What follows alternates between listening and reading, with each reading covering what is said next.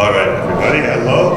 I'm Andrew and this is my co-presenter Nicole, and today we're going to talk about a commercial off-the-shelf game called Keep Talking and Nobody Explodes, and how you might be able to use it in order to teach some English in foreign language classrooms. So, Keep Talking and Nobody Explodes is a commercial game by Steel Crate Games, and this game is a cooperative puzzle game that uses procedurally generated puzzles in order to make the game happen, really. So, procedurally generated is more or less the same as randomly generated. So, even though a puzzle will appear, it will be different every time that you do it. Now, another important thing is price, of course.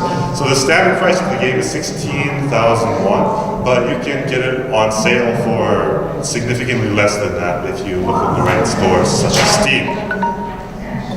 And then the ESRB rating for this game is 10+, so people 10 and up can play the game.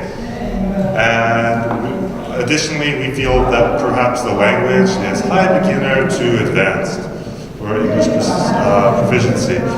And then furthermore, the game is DRM free, digital rights management free, meaning that you don't need authenticators or logins or have to worry about internet connections in order to play the game, which makes it quite unique from games these days.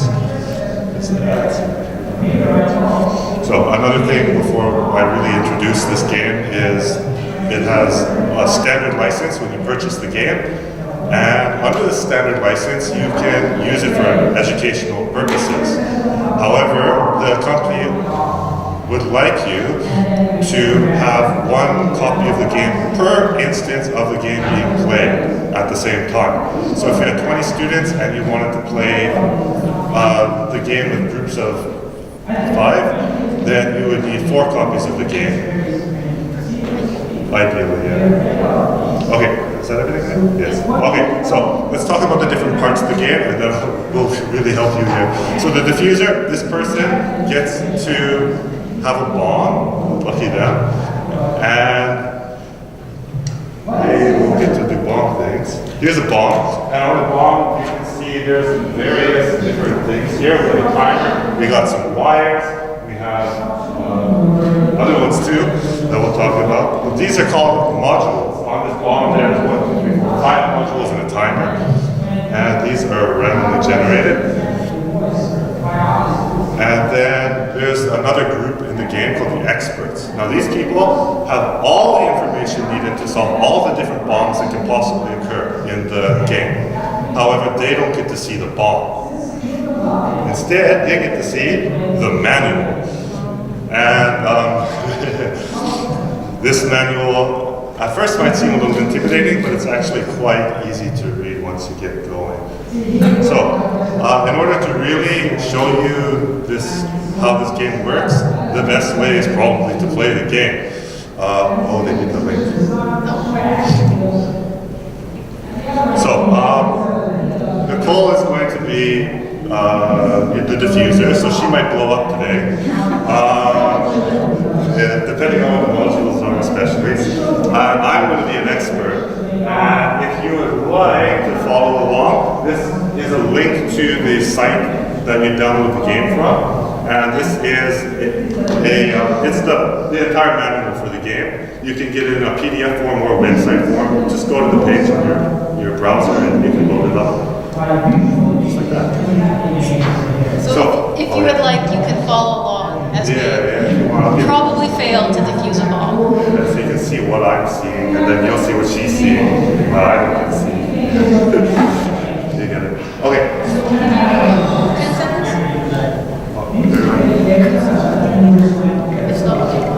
Just do 1, 2, 3. Okay. Are you ready? I'm good to go. Okay, here we go. Wish me luck.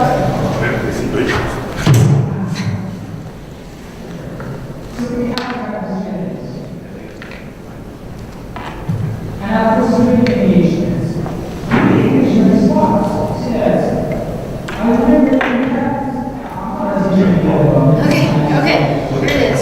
What do we have? Alright, so let's do keypad. Keypad? Yep. Okay.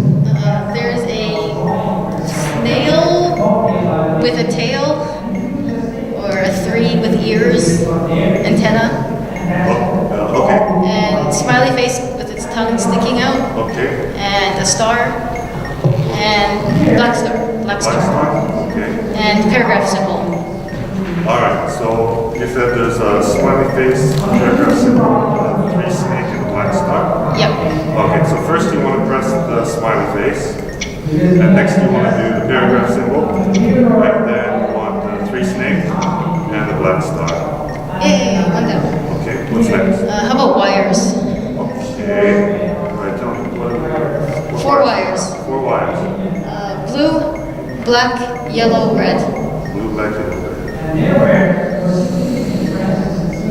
You said there's just one red wire, right? Yeah, 1 red wire. Okay, can you find the serial number on the bomb and tell me whether it is an odd number or an even number in the last digit? Odd number. Odd number? The last red wire. Oh, that was wrong. Uh-oh. I don't know how to read, that's why. Okay, what colors did you say there was a yellow wire? Yes. Is it the last wire? No. Okay, we went diagonally down. There's one blue wire. 1 blue wire. Only one blue wire. Only 1 blue wire. Alright, cut the first wire. Okay. Alright. Alright, Simon says. Simon says. Oh, 3 minutes. oh my god, what's Simon says? I know we need to serial.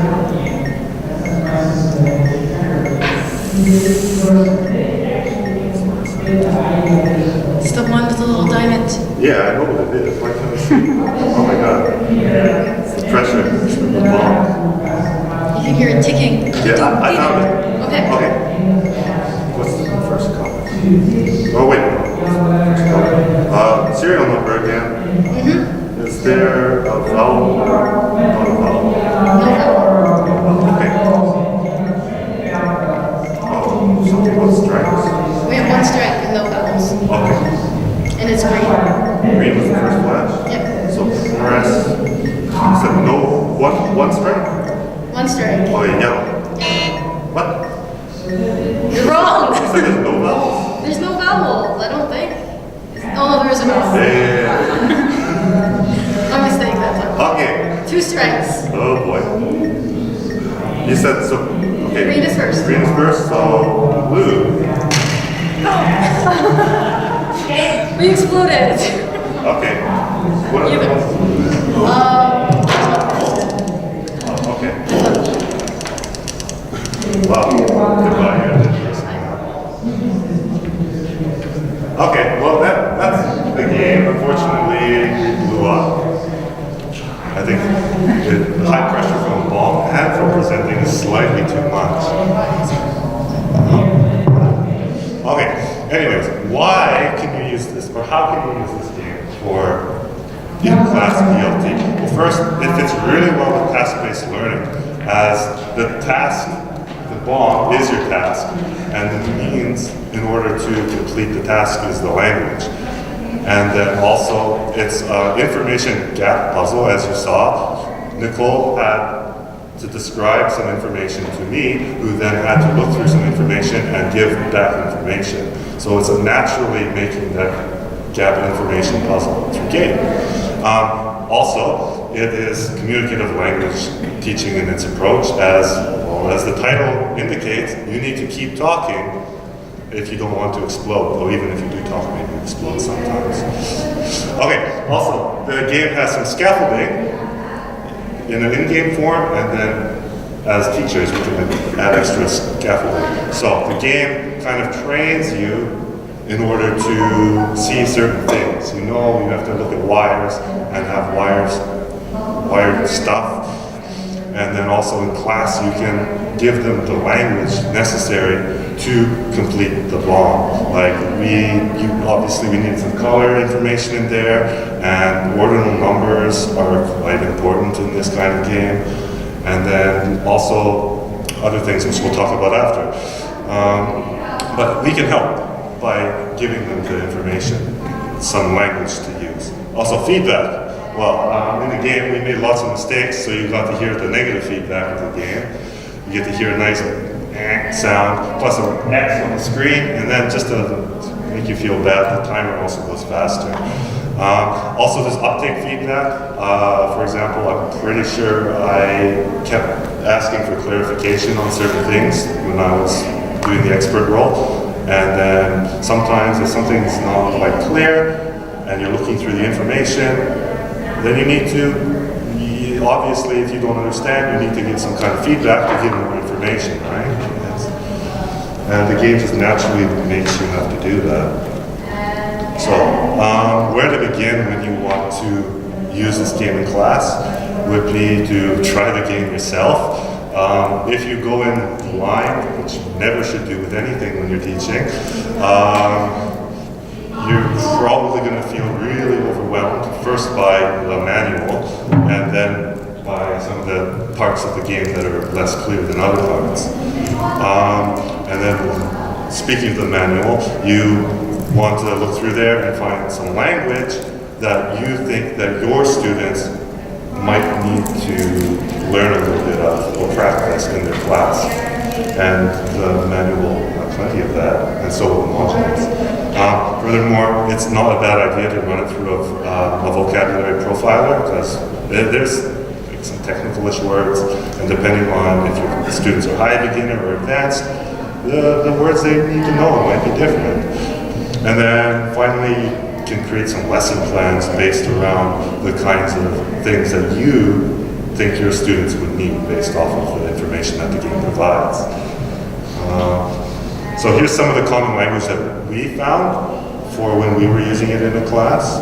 And just in general, these ones are all over, even for native speakers.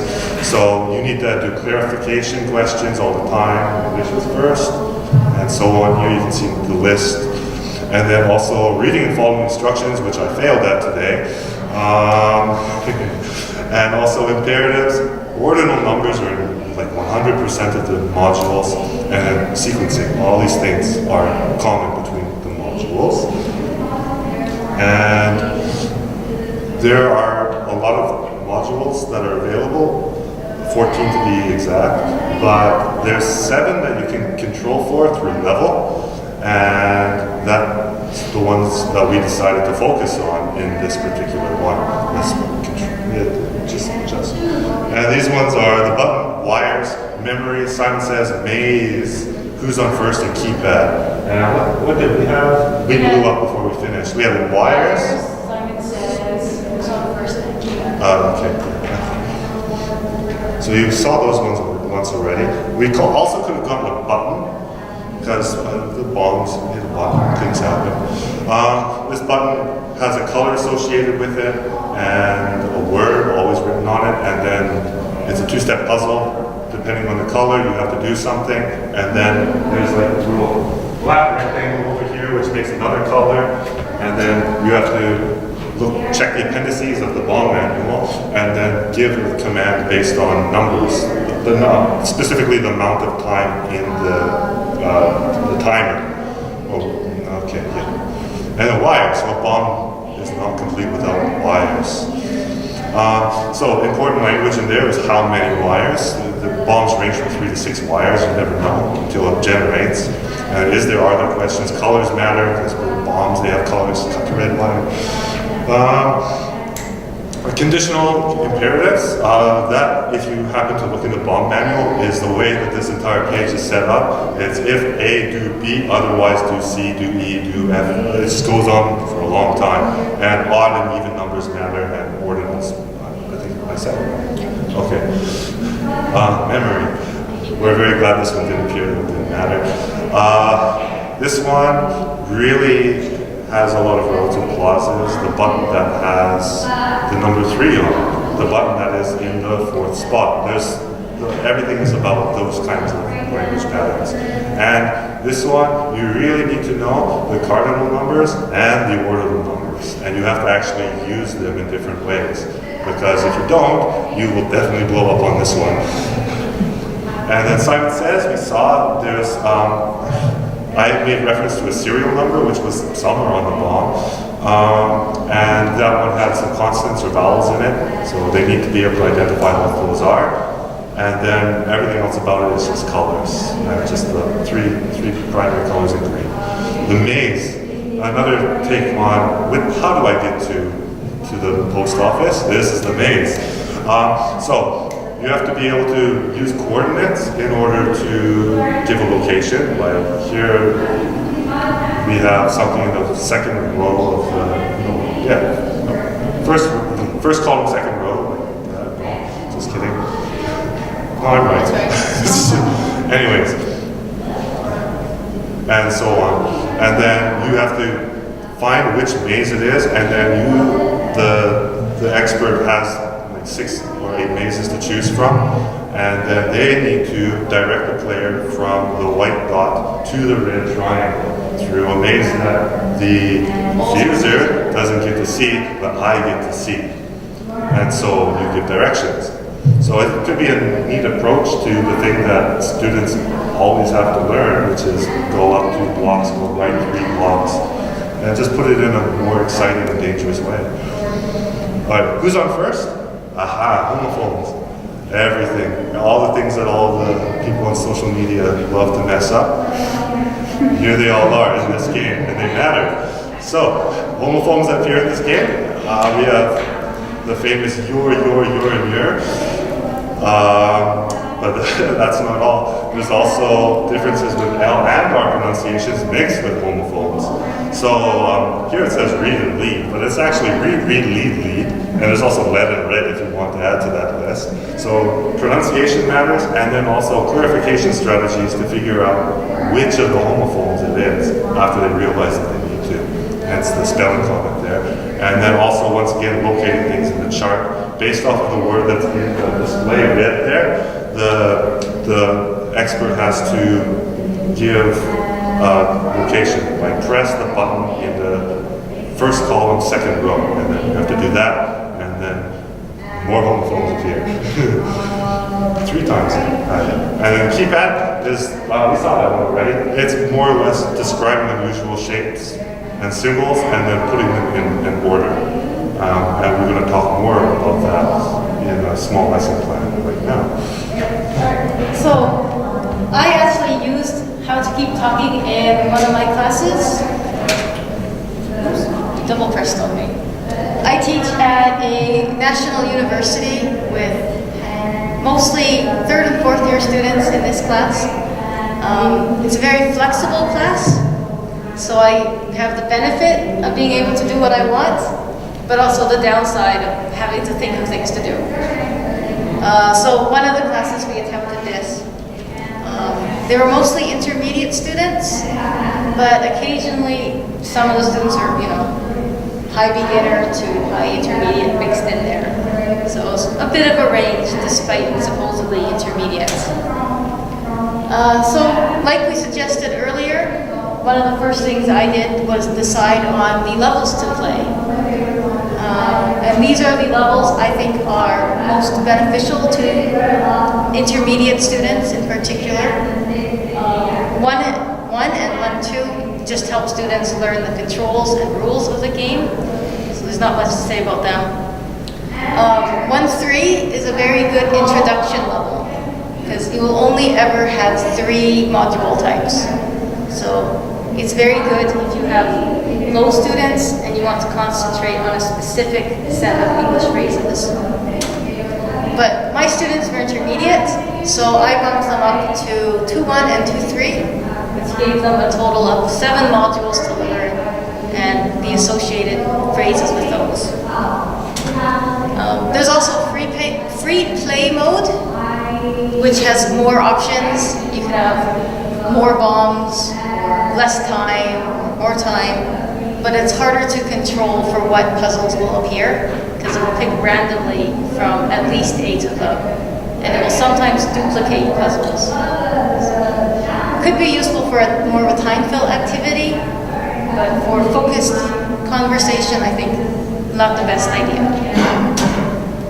Alright, so I pre-taught my lessons because the main reason was when I opened that bomb manual, my brain exploded. There's too much here. I'm never going to be able to do this. And it's very overwhelming. So I wanted to reduce some of that for my students by giving them the language first, so they wouldn't have to concentrate on that as well as the puzzles.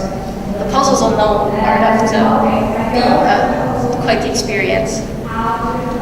So I pre-taught a bunch of the modules. One of them was the keypad. I think this one was very good for my students because as engineering students, they have to be able to explain their complicated schematics to laymen. So I thought probably beneficial for them. So I identified some phrases and vocabulary they might be interested in. And then I developed a lesson to teach them those. So for example, I did a little pre-task with them to start, where I drew that shape in the middle here. I'm very short, so there's no way I'll reach it, but it's up there. And I told them to describe it to me. And any words and vocabulary or phrases they came up with, I recorded for them. Any words, phrases I thought they needed, but they didn't elicit themselves, I helped them through using pictures, such as turning R on its side, say sideways, or upside down, or twisty things. I used a famous internet meme to help them understand the phrase, "it looks like." So I showed them this picture and said, "It looks like a marshmallow." And there's related ones, so we had a nice sidetrack talking about crazy things on the internet, which was a nice natural conversation, but it also helped them with "it looks like." And I also used symbols such as a circle with a minus or a couple other phrases. Once they had those down, I wanted them to practice telling the difference between similar things. So you can see that those three U symbols all kind of look the same. So I put those on the board and I wrote a sentence underneath that said, "It's a U going like this." And I said, "Which one?" And they had to come up with the sentences to clarify. You can see the sentences were pretty simple, so mostly I did this to help recontextualize the language they already knew towards more abstract shapes. After that, I had them play a Guess Who game with shapes on them. The shapes I chose are on the right, and I chose them to be specifically not the ones in the actual game, but also to use the words we practiced in class. So one person had a puzzle piece and had to describe it, and the others had to guess which piece it was. It went pretty well. So I did lessons like that for several of the different modules, and then after the students were adequately prepared, we played the ball game. I gave them a modified version of the manual because we were only using 7 of the possible modules. A lot of the pages were unneeded, so I just took those out. So they had to look through less pages. Then we spent a bit of time reading the manual, the first 2 pages in particular, because it's important they understand the time aspect and the striking aspect, which you probably saw. Strikes determine if you die, and the time also determine if you die. Where am I? Yeah, oh, right. So we talked about those. Then we read through the other pages of the manual to make sure they understood the rules and how to read those pages specifically. And then with just that amount of preparation, I threw them in. Because the best way to learn it is to do it. So I had 5 students in my class this day. So it was a very nice sized class. So 1 student would be the diffuser, and the other 4 were the experts with the manual. And they alternated taking turns filling this role. I was prepared for them to go all the way to level 2-3 with the all 7 manual, all 7 modules, but they decided they wanted to stay on 2-1. What do you do about it? Let's see. So, a couple observations that I noted when I did this with my class. They didn't struggle too much, the intermediate students, coming up with the language. It's pretty easy for them. But figuring out how to do the puzzles took a bit more effort. They understood the basic rules, but understanding how to read the manual and put it into application took a little bit of effort. It was also really good for helping them actually talk.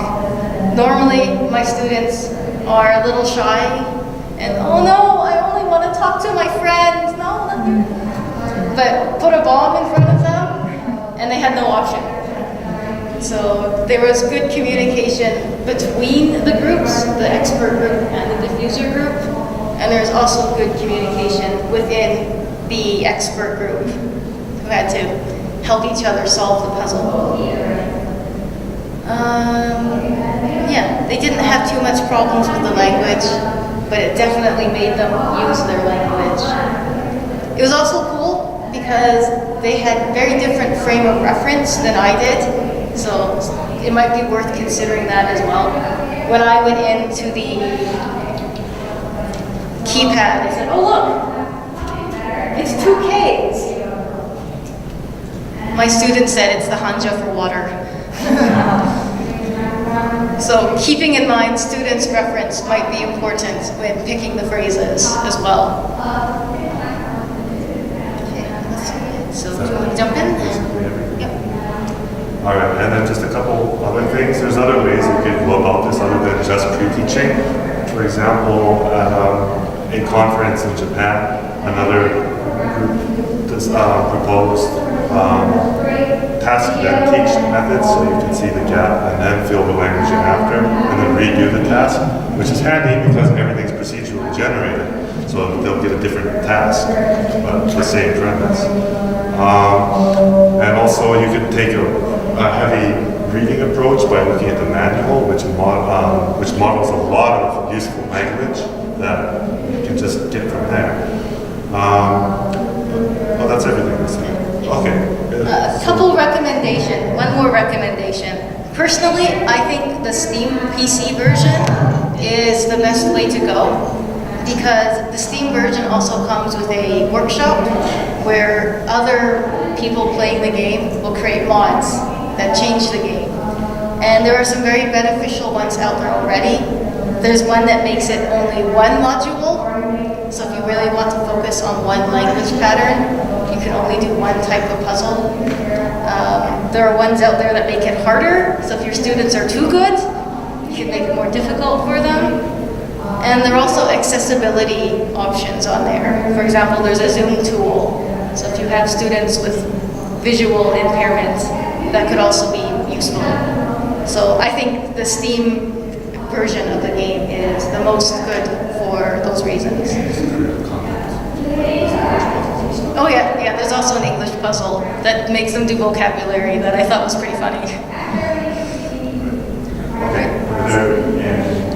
Any questions? Comments? Yeah. Sure. This is the kind of activity where their language might break down a lot. So they encounter situations that they don't know language. Do they code mesh a lot, or do they try to stick to? Mine didn't code mesh too much. They stuck to English. Because the one student in there is a little too high, they were able to rely on him a bit. But maybe if he hadn't been there, they might have code meshed. They did cheat one time. One time the expert went, "It looks like this," and I went, "No, don't do that." But yeah, they might code mesh. It could be expected to.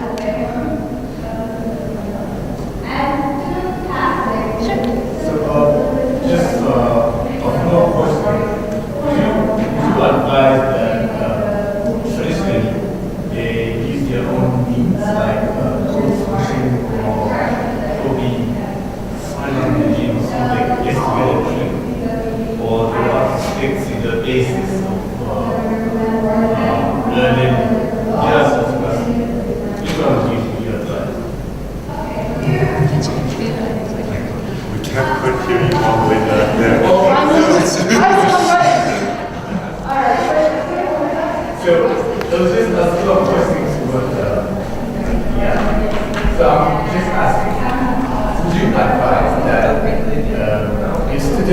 might think of other ways of getting such as code switching or sign language or any other traditional programming approach to implement these things. Depending on the level. So he wants to know if they can't communicate, would sign language and body language be okay? If that's what your students would require, then it's part of communication, right? So why not add it? Which would you recommend?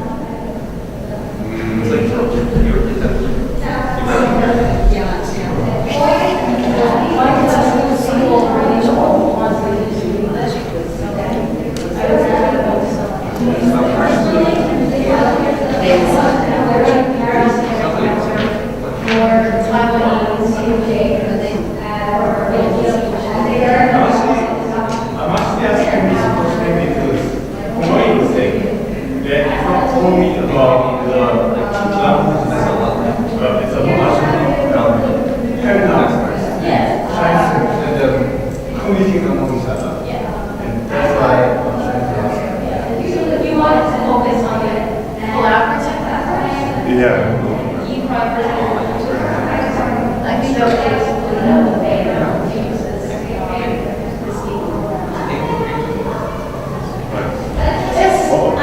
I would just like to know, I have a class that is mainly consists of girls, and have you seen a difference between the girls playing it and the boys playing it? Well, mine's university kids. Yeah. So, Well, I had one female student, 4 male students, and she didn't have any problem getting into it herself. But with that said, she is an engineering major. yeah, that makes it. And mine's all baking and pastry and chefs and whatever. So Yeah. I was just wondering if there's a way that if that becomes a problem, if you can do something with the game so that it would be more accessible mentally, emotionally to girls than with boys. I've left 2 boys and the rest are all girls. Yeah. There's possibly you could find a mod that can change some of the schema of the game, make it look different.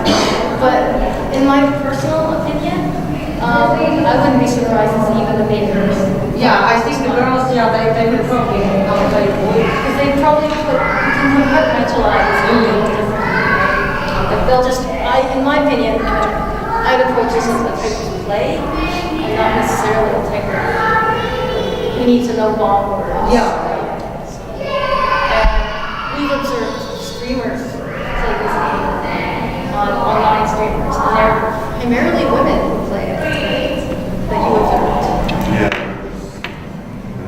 And they have little cat ear and bands. So personally, I don't think it would be a very gendered. In my opinion, you might see a difference. More questions. Oh, more.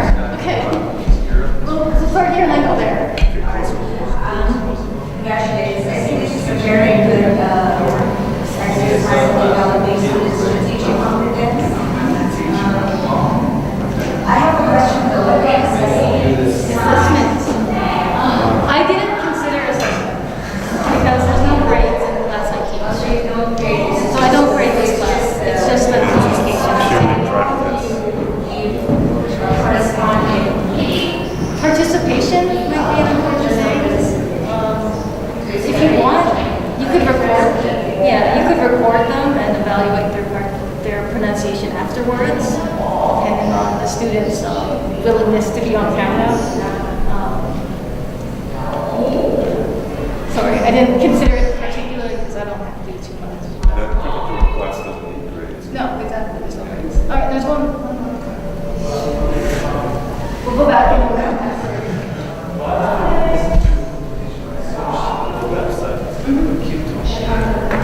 Is there any other games that kinds of those kind of games? There's only keep talking, no one is more.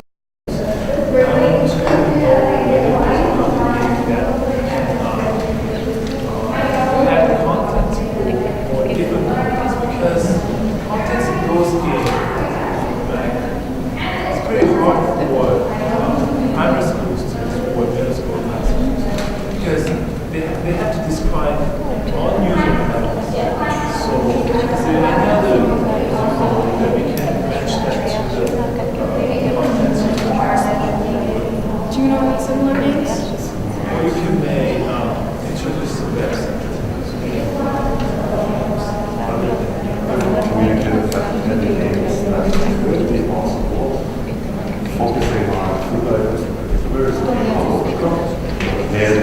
a chaotic kitchen game where you have to make orders and there are some problems that occur throughout the time and you need to coordinate using food terms and cutting, washing it, things like that.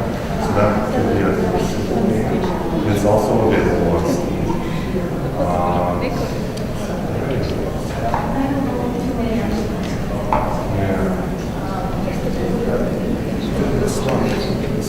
I would be it might be really fun. It's a little bit can reduce it to just one. Sorry, you had one other. I'm wondering how much the team of experts you had collaborated amongst each other. They collaborated quite a lot. So, and then one person would give a response to It was very natural. So they would talk to each other, and if someone had something, they'd say it. And if someone said, no, that was wrong, they'd interrupt. No, you're wrong! And then they'd fix it again. So it was very authentic conversation, I feel. How about when that high-level speaker was part of the experts? It still happens. It still happens, yeah. There's still a lot of information that is needed. And sometimes they had to check different pages. Right? So if you'd be looking at one page, they'd have to check somewhere else. I was trying to read the manual. Yeah. It's quite a lot, right? So they can concentrate on it's very easy for them to concentrate on different areas and then have to put that together as a group afterwards. But it's just,